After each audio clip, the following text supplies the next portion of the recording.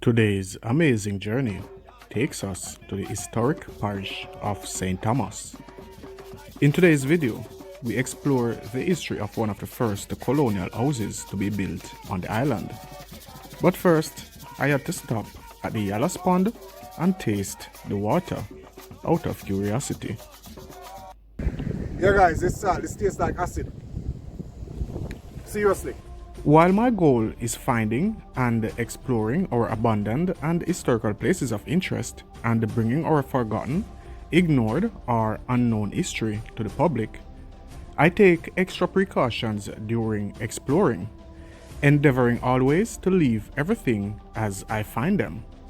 So while exploring these places might look appealing to most, my advice is make sure you are mentally and physically prepared for the unknown before you get started. If you enjoy these videos, I would really appreciate you giving this video a thumbs up.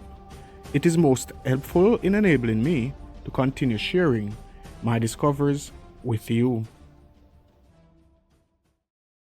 Originally known as St. Thomas in the East, to distinguish it from St. Thomas in the Vale, which incorporates today's St. Catherine Parish, St. Thomas was one of the principal areas of settlement for the indigenous Taínos before the coming of the Spanish, who later settled in the delta of the Yallahs River and principally reared cattle at the place they named Morante, which eventually gave the capital town, Morant Bay, its name.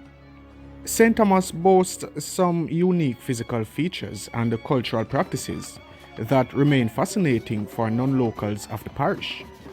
Among the physical features clearly visible from the highway just outside of Yallahs is the Yallahs Salt Pond, consisting of twin ponds that were once a source of salt. Yeah guys, so this is the yallahs pond behind me. This is the first one. There's another one down here. There's a, like would I call it, a median. Come closer so you get me out here. Come closer. There's a next one down there guys, would I call it like a median in between where you can actually walk and go around. Alright, now the story is that there were two brothers back in history. I'm gonna tell the years guys, where they were like, them have a disagreement. I don't remember what them that fight over, but them have a disagreement, and it history, not history, what do I call it now? Don't cut, you know.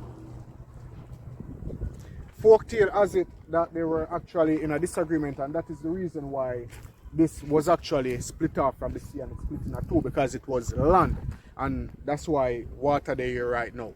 Alright guys, so you know that's a myth. I'm gonna give you guys a real story about the yallahs pond. As I told you guys, it's the most salinated water in Jamaica, meaning that it's the saltest water in Jamaica. I'm gonna taste it. I taste and me tell you because I'm going to Wolpa Beach and everything. Godfrey, follow me.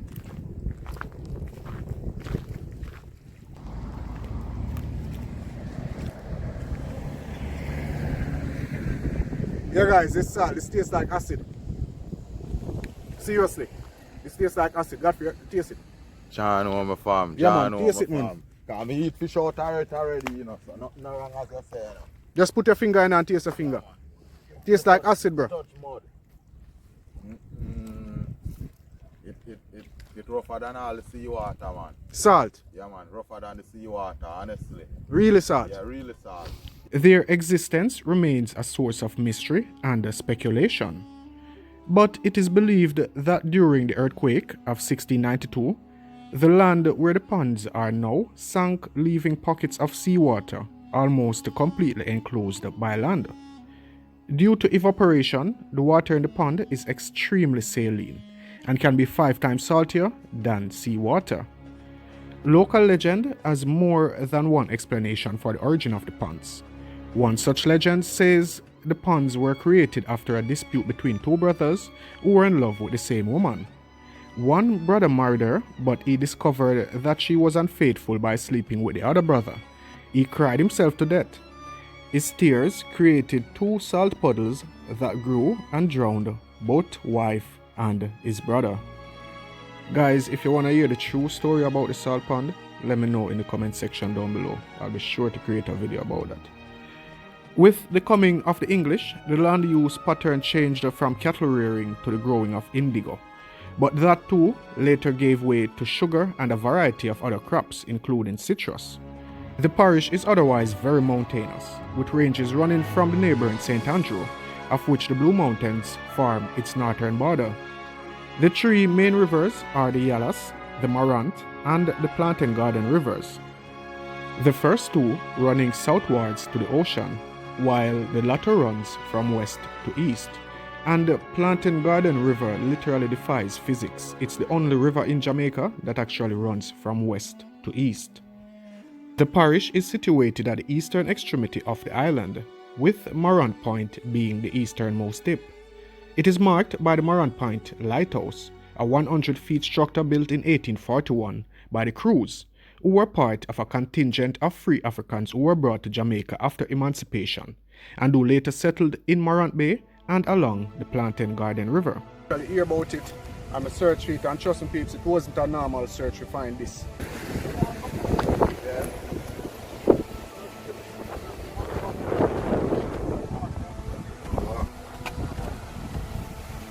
What are your names? Jada, my name now. Jada, okay. Yeah. And okay, lighthouse. So the building over there, so that was the original building, that one go up on one. Yeah, and the said one is that one burn it, get burned down. Oh, yeah. Fire, Okay. It's amazing to all the things that are close to water always get burned down. Because we got St. Mary the other day, and the courthouse in St. Mary, you know, so fire burned it down. The fire station right almost next door. Know that. So we just met the one inside, but we don't know the running gear, the pants up. I have to know what kind of media you are going to make a one picture, what kind of media you are going to put. A little bit. Alright, As you know, guys, it's an educational video. when you go on the top, Yeah. you can walk, there's a balcony, you can walk and come out. Guys, this is Yeah. piece of our history, guys. An important piece of our history. This, when you know the heights, right now, who's scared? Me? I'm not scared anymore.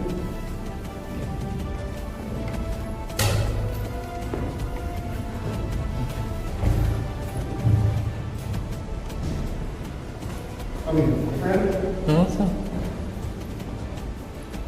Let me see it. Okay, so you come on.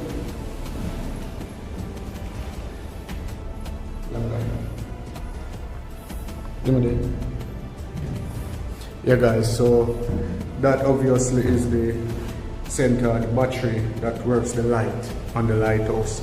And that's the step that we just came up. Alright, I'm wipe out the camera, peeps. Alright, guys, so yeah, that's the battery over there. That's the battery over there, guys. Alright, see the step there? And yeah, we'll go up some more step.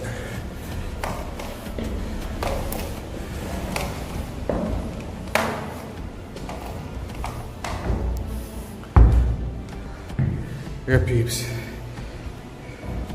Nico, come up, Nico, free the heights. Yeah, guys, so go up again. Up again, guys.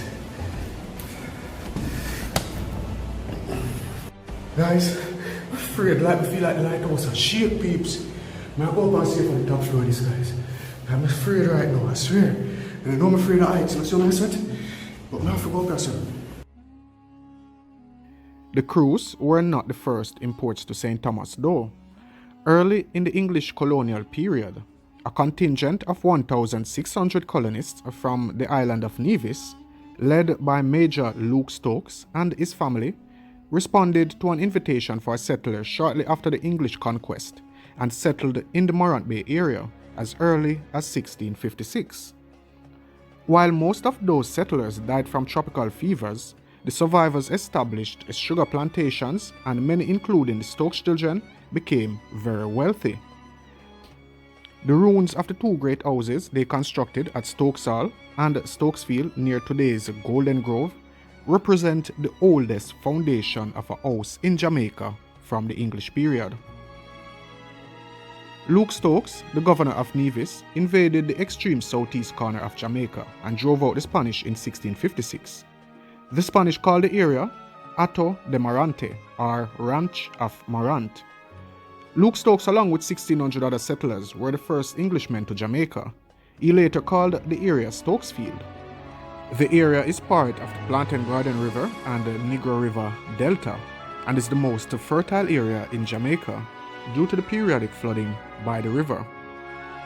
It was along this river many prosperous sugar estates were established, among which were Stokes Hall, Golden Grove, Duckenfield Hall, Holland, Amity Hall, Ardley, Hampton Court, Winchester, and Wheeler's Field. Much like the Nile River in Egypt, floods brought down new fertile soils for the crops. Unfortunately, the river delta was also a breeder of mosquitoes, which brought malaria and yellow fever.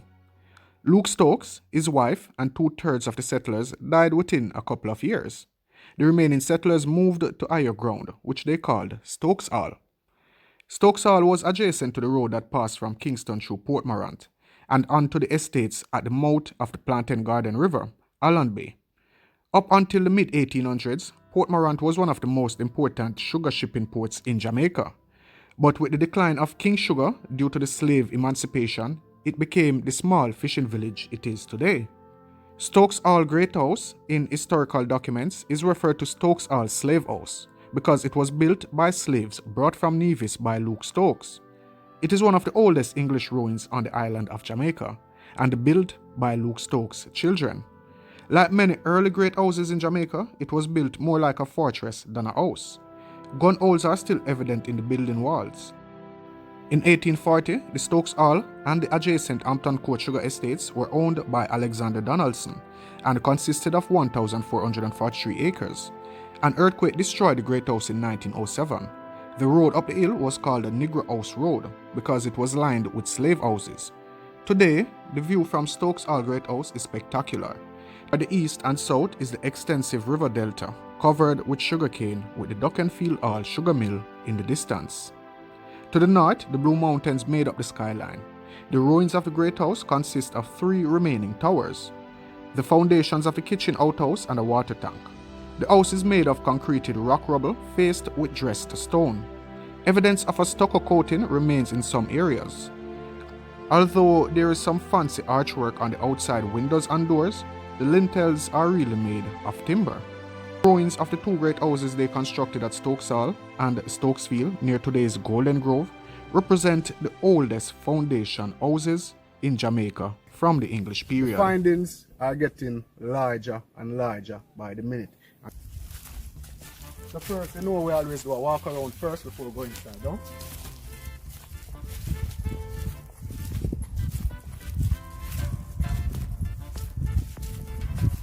Guys, this big, it's not just the front, look here.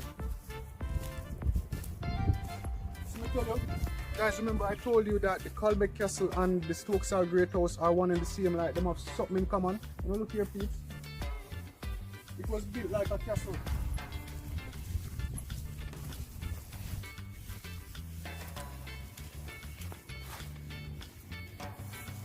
But guys, take a look at this view over here.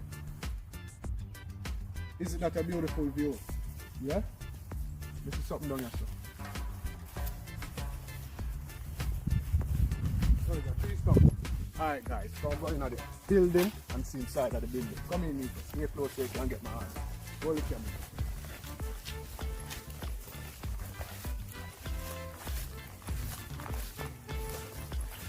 So guys, this is one section of the house. Alright, it seems I'm gonna find the remember the Stoke, the Colbeck Castle guys, and I showed you guys the blueprint and everything. I'm gonna look for that and see how this was set up because it's really hard. As you guys notice, it goes all the way to there. It's 2 stories. Could have been 3 because same as how we realized that the Colbeck Castle had a 3rd story downstairs, I never realized could be the same here. And if it's here, I should think that there's a tunnel will be running going out to sea, out to the lighthouse, alright? But I'm gonna find out. What else with the guys? I wonder if I saw the house they built right after this 4 parts, 1 room, 2 room, 3 room, 4 room, or it had the interior part made out of board, because if most of these buildings, same as the Colbeck Castle, the inner parts were made out of board, so them get destroyed. So we can't. But here are compartments, guys. You can notice we are marking. Yeah, this was another room right here. So Yeah, guys, I think it was the whole house, but then the inside parts were made out of board. That's what I thought. That's what I think. Yeah, guys, fabulous. Yeah? I'm going to look for one over here for now, guys. And as you notice, when I'm walking, I'm actually walking on the columns and the foundation of the house. This is our next piece going straight out there. That's one, and over there. Alright?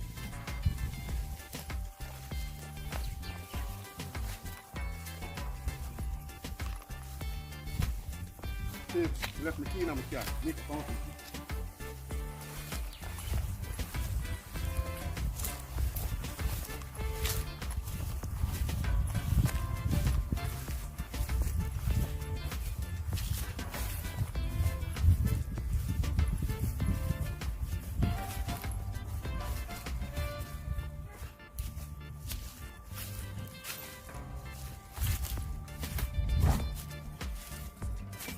yeah, guys, so we just have to cut from the angle like how they're out here, so guys. Here, please.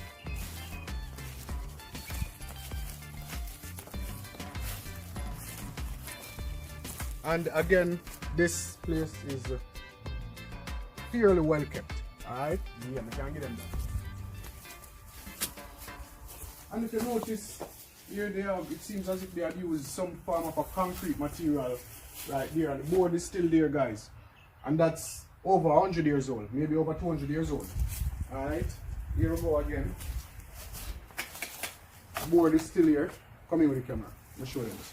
Guys, you see this? Let me this. This one. You see that, guys? That's a spider. Yeah, big spider web. I'm not going to die still.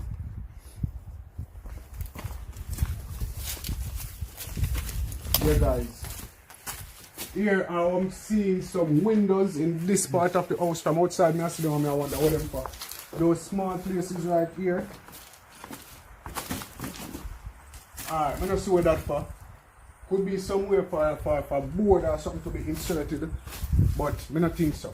Alright, here again we have one. That seems to be a lookout point, but up top we have them, and those seems to be lookout points up top. Alright.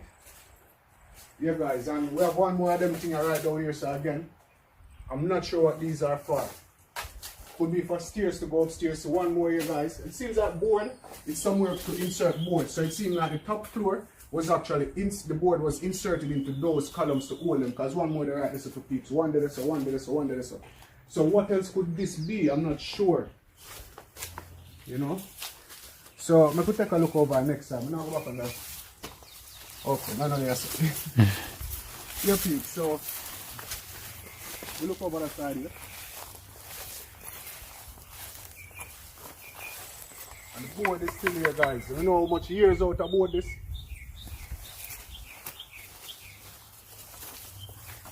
And it's the same functions. We have the holes inside. Now, guys, take a look at this. Board. There was board inside here. I'm not sure why board would have been in here, but there was board inside here. Board was inserted into the walls. There's one more. I'm not sure what these are for. I swear I don't know what they're for. And they're only in the corners. And they're upstairs also. I don't know what they're for. But guys, this was a very magnificent building. Type magnificent in the comment section down below, if you believe what I say. Alright?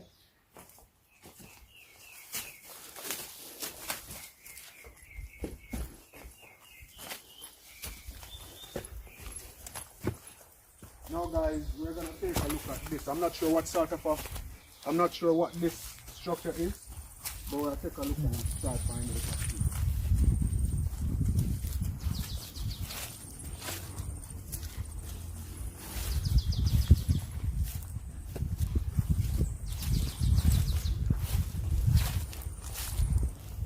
Okay guys, the first story I heard was that this was a lookout point for the house, but after looking at this I really don't think so. This is more like a tank, guys. You know, this would have been a tank because there's no entrance on the sides. This is something for storing water. If it's not a tank, it would have to be a dungeon, and it's not a dungeon. So this would have been a tank, guys. You know, I'm not sure the reason why the tank would have been here, but this would have been a tank. Okay guys, so that is the structure over there. Some beautiful view behind me, you know, guys. Like seriously, me not even want to left up person nice type, nice in the comment section down below. Alright.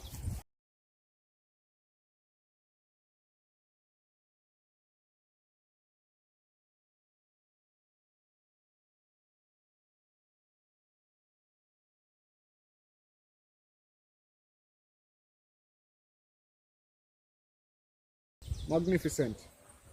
One of our greatest finds again, you know. But honestly peeps, I'm not gonna say it's our greatest.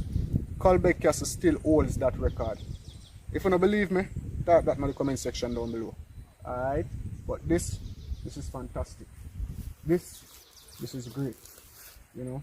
And a whole of slave labor going to building this, guys. Our ancestors who were slaves to build this house and we never get a chance to live in it. But what I'm wondering, guys, why after slavery, when all these people went back to the UK, to England and those places, why didn't the Jamaican government or the people in Jamaica or say ex-slaves, why they never like occupy the places? Why are these places still left to ruin even up to this days? Like the government not really want to touch certain property. Some of these buildings are in proper condition and yeah, some of them restored and stuff like that, but it's not being used to like facilitate revenue coming into the country and nothing like that.